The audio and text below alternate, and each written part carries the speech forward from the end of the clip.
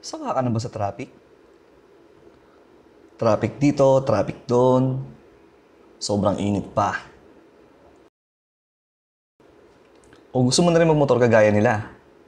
Pwes, may papakilala ako sa'yo. The all-new Baja City 125 2020 model. Brought to us by Kawasaki.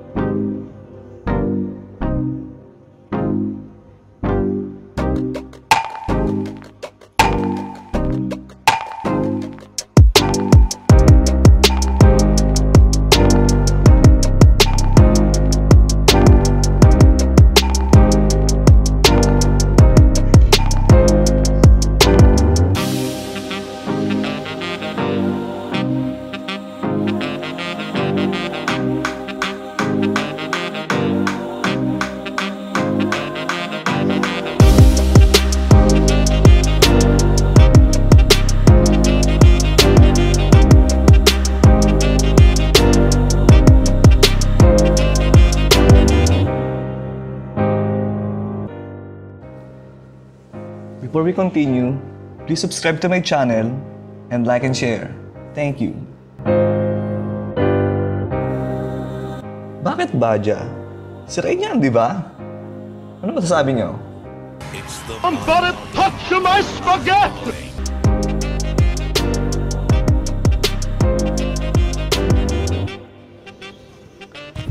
Okay, no? So itong kanyang panel gauge, meron na siyang fuel gauge. So hindi mo na alam magkakatok ng tangke pag wala ka ng gasolina. Unlike sa ibang brands. Then yung kanyang speedometer, usually common lang naman siya. So ayan yung kanyang itsura sa harapan. Yung manibela, chrome-plated na rin. Hindi siya stainless, ah. Sa right handle, right switch, ayan yung kanyang headlight, starter button, para hindi ka na magsisipa. So, standard na rin sa kanya yung side mirror. Medyo malaki at medyo mataas nga lang. So, lipat naman tayo sa kaliwa. Ito yung kanyang high and low na headlight. Then yung signal light, left and right. Both siya na halogen pa lang. So, kanyang horn. So, usual naman na ito na ito sa mga motor. Kagaya ng mga ibang pang tricycle. So, yung rubber grip niya okay naman.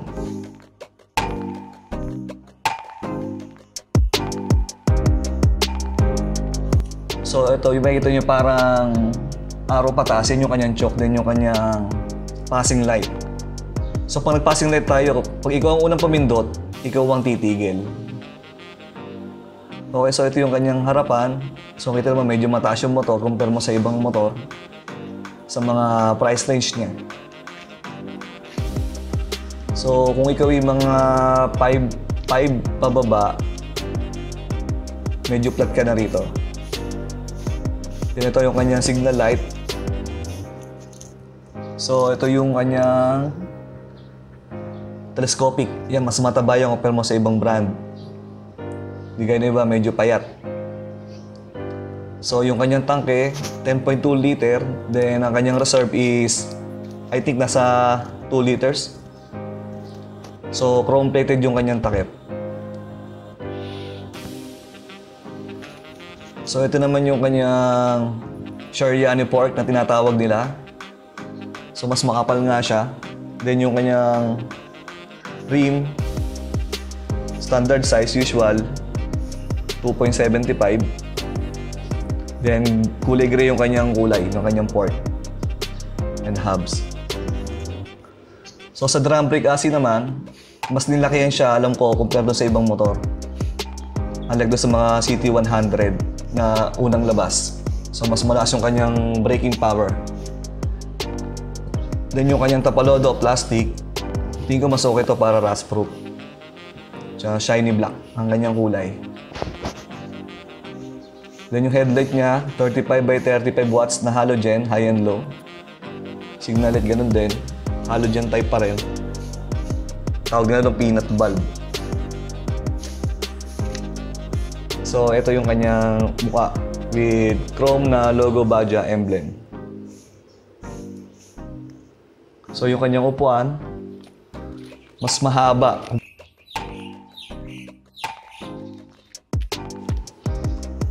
So meron na rin siyang lagayan ng top box.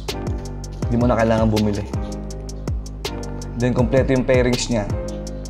Unlike doon sa ibang motor na skeletal type. So dito makita natin, meron na siyang kabitan ng sidecar. Hindi mo na kailangan magpalagay. So plus points na yan. Built-in na siya, mas maganda yung pagkaka-welding, makapal yung kanyang tubo sa gitna na yan na pinagkakapitan. Then yung engine support, makapal din yung kanyang bracket. Ayan, may pusa pang sumasali. So ito makita natin, ang makapal yan, yung compare mo sa ibang plate ng other brands. Then yung kanyang frame, diretso hanggang ilalim. Kapag napadaan ka sa bato, sigurado kahit pa paano meron kang protection, hindi mo na kailangan ng skid plate. Pero pwede mo naman lagyan kung gugustuhin mo. Then ito yung kanyang single overhead na cylinder. So ito yung kanyang kambyada. Tawag din na dyan kambyade. Yan, makapal yan.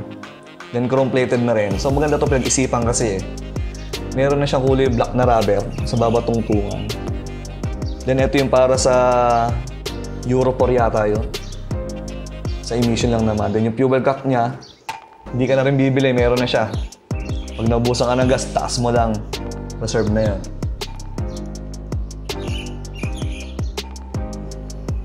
So again, sa kanyang cylinder, quality naman yung gawa ng Baja eh. Kaya, kasi nagkaroon ako to dati, maganda naman.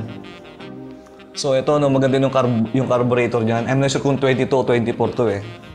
So Keihin na. Japan. Magandang klase na siya, hindi mo na alam bumili ng aftermarket. So ayan, makapal din yung niya, clutch cable niya. So ganoon na ito, meron siyang heat guard sa tambucho. Then meron siyang oil window kung meron ka panlangis. Plus points yun, yung iba kasi wala. Then ito, talaga pinag-isipan talaga nila eh. May rubber yung tungtungan mo sa preno. Then makapal yung tubular na ginamit. Tapos ito, merong stopper para sa kick. Hindi babangga sa foot pegs mo. Pag kinik mo to, hindi siya aabutin, hindi siya mababangga. Meron siyang rubber damper. Tsaka meron na rin siyang heat guard sa tambucho ulit. So ito yung kanyang switch ng brake. Commercial muna, So please subscribe to my channel and like and share again. Thank you. Tuloy na natin.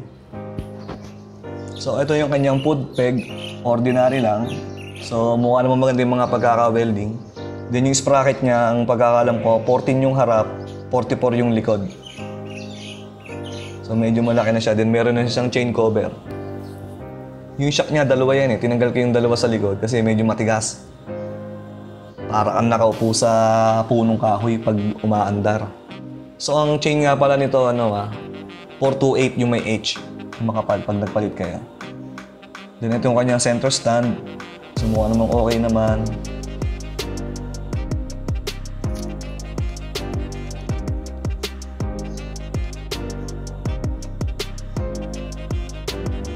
Ito hindi ko lang kung para saan to eh. Siguro baka pag kinabitan ng sidecar. Tornilyuhan din to eh. Tapos mukha namang matibay.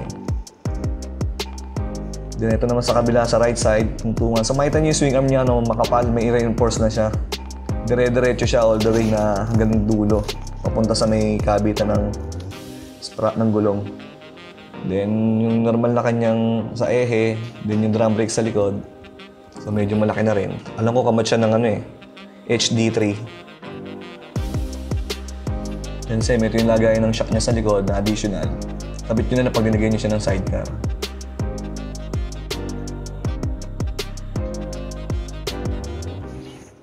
So yung kanyang battery, Yuasa, from Taiwan. So magandang klase na to. Kaso nga lang, medyo maliit. Kung 5LB sana, mas maganda. 12 volts. Maintenance free na rin siya. So iwas tubig, hindi na kailangan tubigan.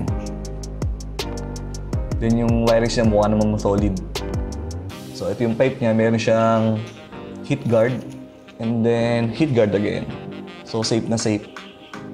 So punta naman tayo sa rear, no? Ito yung kanyang extra bracket, lagayan ng top box. Then yung kanyang tail light, ordinary na halogen.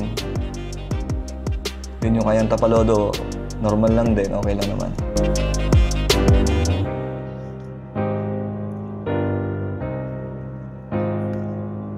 So yan si Baja CT125, no? Sana may nakuha kayong idea about sa motor na to.